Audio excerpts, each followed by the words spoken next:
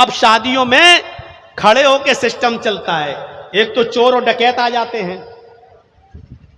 चोर और डकैत जानते हो ना किनको कहते हैं? ये बारातियों को मैं कह रहा हूं।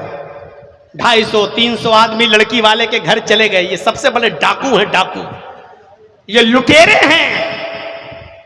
हाजी साहब के लड़के की बारात जा रही है। हाजी साहब हज करके आए, सऊदी अरब का रुमाल डाले हुए हैं, मुंह में पान खा रहे हैं, लंबी दाढ़ी। जर्जीत साहब ने पूछा, हाजी साहब कहां जा रहे हो? बेटे की बारात जा रही है। मुंह में पान, बेटे की बारात जा रही है। बारात 300 आदमी जा रहे हैं बारात में।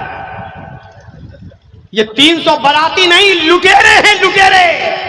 ये डाकू हैं जो लड़की वाले के घर लूटने जा रहे हैं, खाने नहीं ठूसने जा रहे हैं। लगेगा बुरा, लगता रहे। क्यों जाते हो भाई लड़की वाले के घर? क्या हक है तुम्हारा? साहब दावत मिली है, लड़की वाले ने दावत नहीं दी है, दावत लड़के वाले ने दी है। लड़के के घर खाओ ना। नहीं साहब, लड़की के बाप ने कह दिया था लड़के के बाप से कि आप 300 आदमी ला सकते हो। तुम लड़की के बाप की मजबूरी को उसकी इजाजत कह रहे हो? शर्म नहीं आती तुम्हें? तुमने कहा था कि हमारे रिश्तेदार सब जोड़कर 250-300 बन रहे हैं, तब उसने इजाजत दी कि ले आओ। तुम लड़की के बाप की मजबूरी को इजाजत कहते हो? शर्म नहीं आती? उस 300 आदमियों को खिलाने के लिए बकरा, चिकन, मटन, मछली, मुर्गा, अंडा, नाश्ता, ये सब कराने के लिए उसने बैंक से लोन लिया है। 30 सालों से जर्जीस तकरीरें कर रहा है, 30 सालों से। ऐसे ऐसे घरानों को जानता हूं, ऐसे ऐसे घरानों को जानता हूं मेरे भाइयों, जिन्होंने अपनी बेटियों की शादी पर लोन लिया। उन्होंने 300-400 बारातियों का पेट भर दिया। उनको उनकी मर्जी के मुताबिक chicken, mutton, fish fry item सब नाश्ता करा दिया। बैंक का लोन अदा करने के लिए, बैंक का कर्जा अदा करने के लिए उन्होंने अपने 20 साल खत्म कर दिए। पता चला अब तक उन्होंने जो पैसा जमा किया वो सूद था, अभी जो रकम ली थी वो बाकी है। 20 साल के बाद भी वो आज भी मेरे भाइयों अपनी बेटियों के नाम पर कर्ज लिया हुआ बैंक का अदा नहीं कर पा रहे हैं। 20 साल से जो जमा किया है वो सूद में गुजर गया, मूलधन अभी बाकी है। और बेगैरतो लड़की वालों के यहाँ किस मुंह से खाने चले जाते हो? तुम्हारा कलेजा कितना बड़ा है?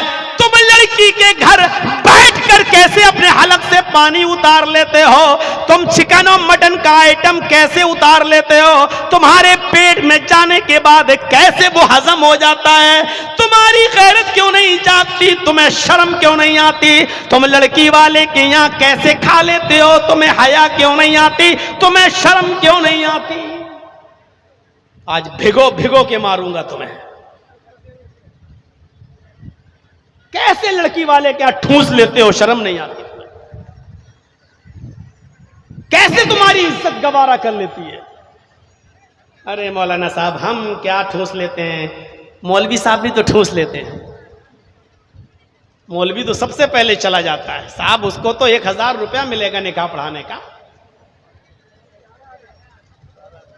अब तो ज्यादा हो गया ना? कितना? 10,000? कितना? 12 नेपाली 12। हमारा ही इलाका ठीक है भैया, आप लोग तो बहुत आगे बढ़ गए। 12,000 निकाह पढ़ाने का। ठीक है, चलो मौलवी को आप दे रहे हैं। अब आप कहोगे लो मौलवी के नाम पे आई तो कितनी जल्दी मौलाना साहब ने अपनी बिरादरी को बचा लिया, कितनी जल्दी बचा लिया। मेरे भाइयों, मैं इसको बचा नहीं रहा हूं, मैं ये कह रहा हूं इन सारे उलमा को अब मीटिंग करनी चाहिए और तय कर लेना चाहिए कि जिस जगह पर ये 200, 250, 300 आदमियों की बारात होगी उस जगह हम निकाह पढ़ाने नहीं जाएंगे। ये बारात का सिलसिला खत्म होना चाहिए, जहेज की डिमांड खत्म होनी चाहिए। जिस जगह पता चल जाए कि लड़के वाले ने बाइक मांगी है, मौलवी को चाहिए उस जगह निकाह न पढ़ाए। नहीं पढ़ाऊंगा मौलाना साहब, मैं नहीं जाऊंगा, दूसरा पढ़ा देगा। उसका बाइकाट करो जो दूसरा पढ़ाने जा रहा है। यह चीज होनी चाहिए। शादियों को आसान करो। अल्लाह के नबी जनाब मोहम्मद रसूलुल्लाह सल्लल्लाहु अलैहि वसल्लम ने इन तमाम चीजों में आसानियां पैदा फरमाई। ये दीन जहां दीन तौहीद है, ये दीन जहां दीन रिसालत है, ये दीन जहां अंधेरों को और बुराइयों को खत्म करता है, ये दीन जहां बेशर्मियों पे हयाई को खत्म करता है, ये दीन वहीं पर आसानियां भी पैदा फरमाता है। आसानी पैदा करो, आसानी। अल्लाह के नबी सल्लल्लाहु अलैहि वसल्लम के पास एक औरत आई, और सुनो नौजवानों, हंसी आएगी तुम्हें हंसी। एक औरत आई और आकर बैठ गई। बुखारी की रिवायत किताबुन निकाह। अल्लाह के नबी ने कहा कैसे आना हुआ? वो कहती है आपसे निकाह करना चाहती हूं। कहती है कि मैं अपने आप को पेश कर रही हूं आपके लिए, मैं आपसे शादी करना चाहती हूं। आप चुप हो गए। उस औरत ने दूसरी बार कहा अल्लाह के रसूल मैं आपसे निकाह करना चाहती हूं। आप फिर खामोश। उसने तीसरी बार कहा अल्लाह के रसूल मैं आपसे निकाह करना चाहती हूं। आप तीसरी बार भी खामोश। वहां बहुत से साहबा बैठे थे।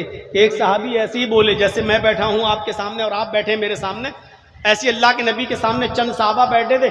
उनमें से एक साहबी को जरूरत थी शादी की, तो उन्होंने कहा अल्लाह के रसूल वो आपसे बार बार कह रही है मैं आपसे निकाह करना चाहती हूं, आप कुछ बोल ही नहीं रहे हैं। अगर आपको जरूरत नहीं है तो मेरा करा दीजिए। अगर आपको जरूरत नहीं है तो मेरा करा दीजिए, मुझे तो जरूरत है। हाय हाय हाय। अल्लाह के नबी ने कहा अच्छा तुम्हें जरूरत है निकाह की? कहा का देखो मैं तो नहीं कर सकता हूं, लेकिन अगर तुम करना चाहते हो तो मैं इससे बात करता हूं। अय औरत, मैं तो अब नहीं करूंगा निकाह, लेकिन ये तैयार है, क्या इसके साथ शादी करेगी? इसके साथ निकाह करोगी? सीधा सा जवाब, अय अल्लाह के रसूल आई तो आपके लिए थी, लेकिन अगर आप नहीं करना चाहते हैं तो इसके साथ कर दीजिए, जबरदस्ती नहीं। इस हदीस से कितने मसले पता चल रहे हैं। कोई लड़की भी किसी लड़के से डायरेक्ट कह सकती है कि मैं आपसे शादी करना चाहती हूं। लड़का भी कह सकता है किसी लड़की से कि मैं तुमसे निकाह करना चाहता हूं, लेकिन एक बार, उसके बाद जिंदगी भर जब तक शादी ना हो जाए तब तक मोबाइलों पे बात मत करना, वो गलत है। और अगर बात करना बहुत ही जरूरी है, बगैर बात किए हुए रह नहीं पा रहे हो तो कम से कम निकाह कर लो। लेकिन निकाह करोगे नहीं, अभी मोटरसाइकिल देने को है नहीं उसके पास, और सादा निकाह आप करेंगे नहीं। उस औरत ने कहा कि आपके लिए आई, आप नहीं कर रहे हैं तो इसके साथ कर दीजिए। अल्लाह के नबी ने कहा कि ठीक है, तुम मेहर क्या दोगे अपनी बीवी को? मैं इसके साथ तुम्हारा निकाह कर दूं तो क्या दोगे तुम मेहर? आपने लड़की से नहीं पूछा अरे औरत तेरे पास जहेज कितना है, इसको क्या मिलेगा? आपने उससे नहीं पूछा, आपने उससे पूछा सहाबी रसूल से, इसको क्या दोगे? और नौजवानों जरा इधर देखिए, ये देखो बोतल उठा के चल दिए माशाअल्लाह। अब कहां जा रहे हो? घर? अब तो चाची भी सो गई होंगी, क्या करोगे जाके? थोड़ा सा मैं चौंकाता भी रहता हूं ताकि नींद खुल जाए आपकी। तो मेरे भाइयों, उसने कहा आए अल्लाह के नबी सल्लल्लाहु अलैहि वसल्लम, आपने पूछा इसको क्या दोगे मेहर? कुछ है देने को? हदीस के अल्फाज बुखारी, माइंदी शैयुन, कुछ नहीं है मेरे पास, कुछ नहीं। और शादी करने का ख्वाब देख रहा है। आपके पास कुछ ना हो, शादी करने का ख्वाब देख लेंगे? आपके पास कुछ नहीं और शादी करने का ख्वाब नहीं देख सकते आप। आपने कहा रे मेहर तो दे, कुछ तो, क्या देगा? कहा कुछ है ही नहीं तो दूंगा क्या? आपने कहा अपने घर जाओ और देखो कुछ मिल जाए तो लेकर आओ। वो घर गए और घर से वापस आए, कहते हैं मां वजदतु शैअन, कुछ नहीं मिला घर में। आपने उनसे कहा दोबारा जाओ। कहा अल्लाह के रसूल जब कुछ है ही नहीं तो बार बार क्यों भेज रहे हैं? का इल्तमिस खातमम मिनल हदीद, लोहे की अंगूठी मिल जाए तो वही ले आओ। लोहे की, सोने की नहीं, चांदी की नहीं, लोहे की। अभी आप ये दुकानों पे चले जाएं तो मिल जाएगी 4-5 रुपए की लोहे की अंगूठी, सस्ती। आज के जमाने में भी 4-5 रुपए की मिल जाएगी, 10 रुपए की मिल जाएगी।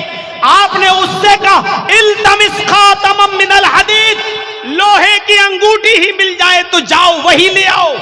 वो दोबारा गया और घर से वापस आकर कहता है मां वजदतु खातमम मिनल हदीद, आए अल्लाह के रसूल लोहे की अंगूठी भी नहीं।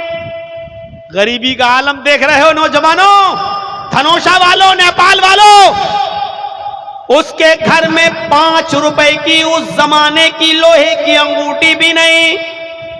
कहता अल्लाह के नबी लोहे की अंगूठी भी नहीं मिली। आपने कहा ओह, तो बगैर मेहर के कैसे निकाह करूं? कुछ भी नहीं है। कहने लगा एक चीज है मेरे पास। सुनो नौजवानों, क्या चीज है उसके पास? कहता एक चीज है मेरे पास। आपने कहा अच्छा बताओ क्या है, जल्दी बताओ क्या है। हिंदी इजारुन, हिंदी इजार, आए अल्लाह के रसूल एक लुंगी है मेरे पास। लुंगी जानते हैं ना, तहबंद। एक लुंगी है, जब घर पे जाता हूं सोने लगता हूं तो उसको लपेट लेता हूं, यानी लुंगी पहन के मैं सो जाता हूं। यानी नई लुंगी नहीं है, पुरानी, वही पहन के सोता हूं मैं। आपने कहा वो एक लुंगी है तुम्हारे पास? कहा जाओ वही लुंगी ले आओ और वो लुंगी इसको दे दो, वही मेहर हो जाएगा। तो कहने लगा जब इसको दे दूंगा तो मैं क्या पहनूंगा? अगर वो लुंगी मैं इसी को दे दूंगा तो मैं क्या पहनूंगा? तो आपने कहा अच्छा एक्स्ट्रा नहीं है? कहा नहीं, आधी दे दूंगा। अब बताओ एक लुंगी का भी आधी लुंगी कर देगा, फाड़ कर 2 टुकड़े कर देगा तो किस काम की? कहने लगा अल्लाह के रसूल उस लुंगी को आधा आधा कर दूंगा, आधी अपने पास रख लूंगा, आधी उसको दे दूंगा, कम से कम बिछाकर बैठने के काम तो आ जाएगी आधी। आपने कहा आधी में वो क्या कर लेगी? आधी तेरे किसी काम की नहीं और आधी उसके भी किसी काम की नहीं।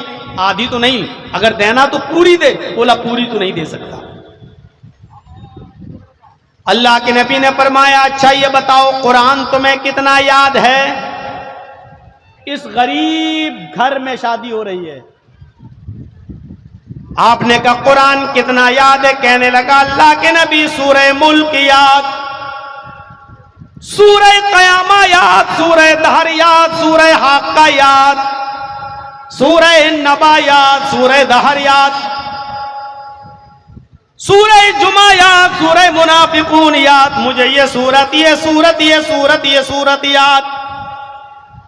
आपने कहा नौजवान तुझे इतनी सूरतें याद हैं? कहने लगा हाँ। क्या ये सूरतें तू अपनी होने वाली बीवी को याद करा देगा? क्या ये सूरतें तू अपनी इस औरत को, अपनी बीवी को सिखा देगा? कहने लगा हाँ। आपने उस औरत से पूछा कि तेरे होने वाले शौहर के पास माल नहीं है देने के लिए कुछ भी? अगर यही सूरतों को मैं मेहर बना दूं और तेरा ये शौहर कुरान की इन्हीं सूरतों को मेहर बना दूं और वो तुझे ये सूरतें सिखा दे, तो क्या ये मेहर तुझे कबूल है? कुरान की इन्हीं सूरतों को तू क्या अपना मेहर मानने के लिए तैयार है? कहने लगी कि अल्लाह के नबी जिस औरत के निकाह में कुरान की ये सूरतें मेहर बन जाएं, उससे ज्यादा बाबरकत और पाकीज़ा निकाह किसका हो सकता है?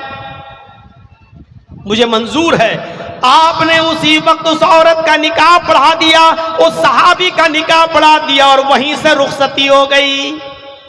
उस औरत का बाप नहीं था, उस औरत का भाई भी नहीं था, इसलिए अल्लाह के रसूल खुद उसके वली बन गए, खुद उसके वली बन गए। औरत बगैर वली के निकाह नहीं कर सकती, जायज नहीं है। इसलिए जितनी शादियां कोर्ट में होती हैं वो सब हराम और नाजायज हैं। जो शादियां भाग कर की जाती हैं, लड़का लड़की भाग गए, दूसरे गांव चले गए, और दूसरे गांव का हाजी साहब वो लड़की के बाप बन गए। बेटा तो हमने अपना बेटा बना लिया। ये तेरे बनाने से बेटी नहीं हो जाएगी बेगैरत, ये हाजी कहलाता है तू। इससे बेहतर था कि तू मर जाता, लेकिन हाजी ना कहलाता। शर्म नहीं आती तुझे? एक भागी हुई लड़की का बाप बनते हुए तुझे शर्म नहीं आती?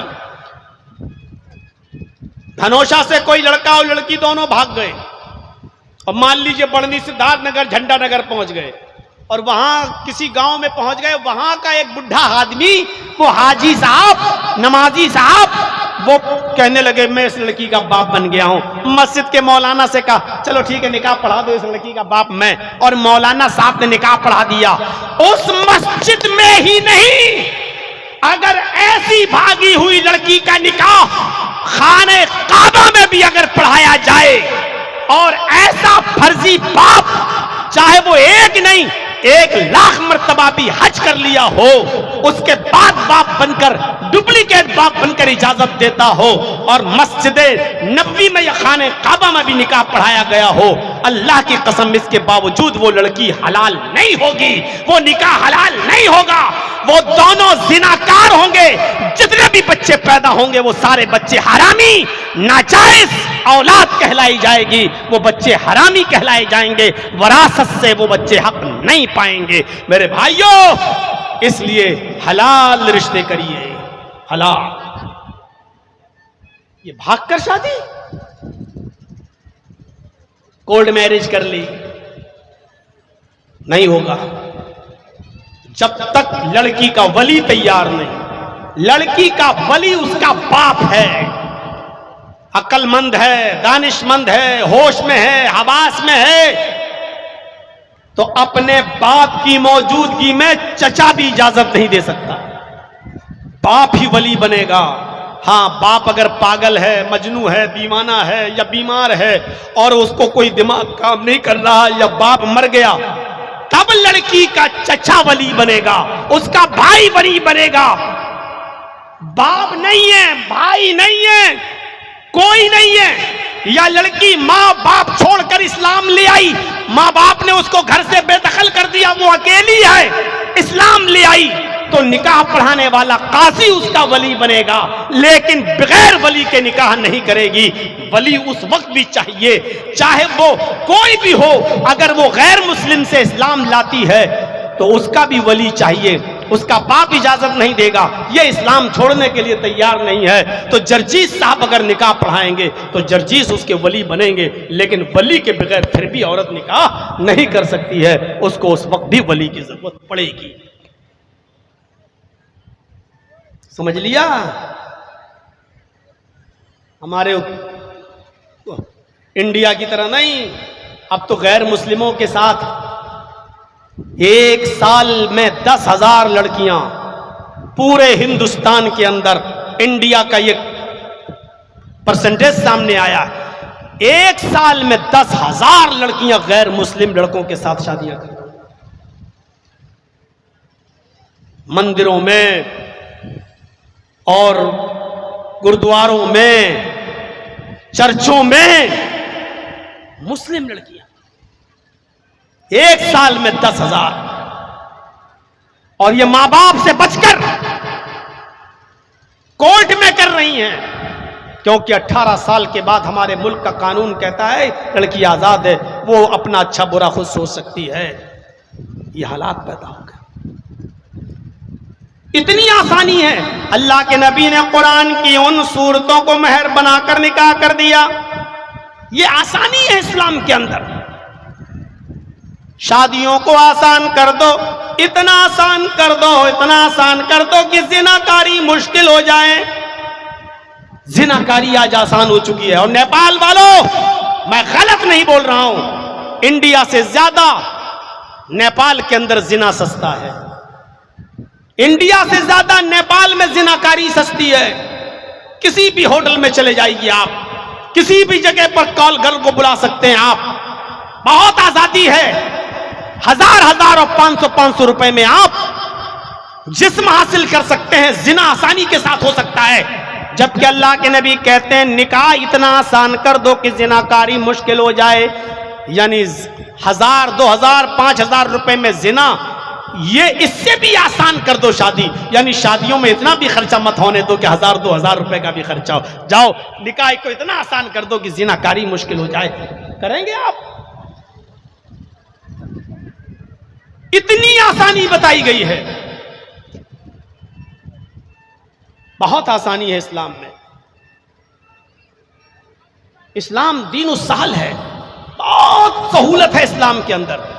देखिए सख्ती है अपनी जगह पर, नमाज किसी हाल में माफ नहीं। सख्ती देखिए आप, नमाज किसी हाल में माफ नहीं। बारिश हो रही है, नमाज पढ़ना है। आपके घर में 8 लड़कियां हैं, दुआ मांगते गए, अल्लाह लड़की दे दे, फिर लड़का, लड़का दे दे, फिर लड़की, लड़का दे दे, फिर लड़की। 8 लड़कियां पैदा हो गई दुआ मांगते मांगते। अल्लाह ने अब सुन ली, एक लड़का दे दिया। कितनी खुशी हुई? 8 लड़कियों के बाद एक लड़का, कितनी खुशी हुई? जिस दिन लड़का पैदा हुआ आप जमीन में पैर नहीं रख पा रहे हैं, आसमान बोल रहा है अल्लाह तूने मुझे 8 बेटियों के बाद एक बेटा। कितनी खुशी होगी आपको? आजान की आवाज आती है, हय्या अलस सलाह। इतनी खुशी आपको मिली है, लेकिन चलो नमाज का वक्त, नमाज पढ़ो। खुशी में भी नमाज माफ नहीं है। 8 लड़कियों के बाद एक लड़का मिला, 14 साल का, 15 साल का, 16 साल का, जवानी में पहुंचता है। 8 लड़कियों के बाद अल्लाह ने बेटा दिया, आज उस बेटे को छीन लिया। 16 साल की, 18 साल की उम्र में वो लड़का आपका मर गया। आपकी आंखों के सामने उसने दम तोड़ दिया, उसको कैंसर की बीमारी हो गई, आज वो मर गया। गौर करो आपको कितना गम पहुंचेगा, आप कितना रोएंगे, आपको कितना अफसोस होगा, आपकी आंखों में कितने आंसू आएंगे। 8 बेटियों के बाद एक बेटा मिला, वो भी कैंसर में मर गया।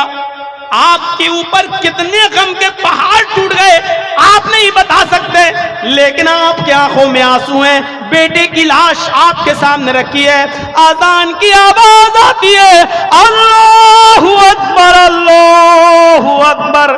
बेटे का गम भूल जाओ, जाओ मस्जिद में आप नमाज पढ़ो। इस गम के मौके पर भी नमाज माफ नहीं है। देख रहे हैं सख्ती? खुशी है तो नमाज माफ नहीं, गम पहुंचा तब भी नमाज माफ नहीं।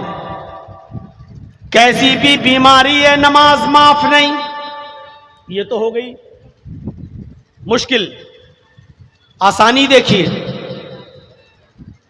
बारिश हो रही है, मस्जिद में नहीं जा सकते, घर में नमाज पढ़ लो। जुहर और असर को एक साथ पढ़ लो, मगरिब और इशा एक साथ पढ़ लो। सफर में है तो आधी कर लो कसर, 4 रकात वाली रकात 2 रकात पढ़ लो। जमा बैन सलातैन, 2 नमाजों को एक साथ जमा कर लो। बीमार है, खड़े होकर नमाज नहीं पढ़ सकते तो बैठ के पढ़ लो, बैठ के नहीं पढ़ सकते हो तो लेट के पढ़ लो, इशारे से पढ़ लो, हाथ हिला के पढ़ लो, लेकिन पढ़ लो। ये आसानी भी है, सहूलत भी बहुत है।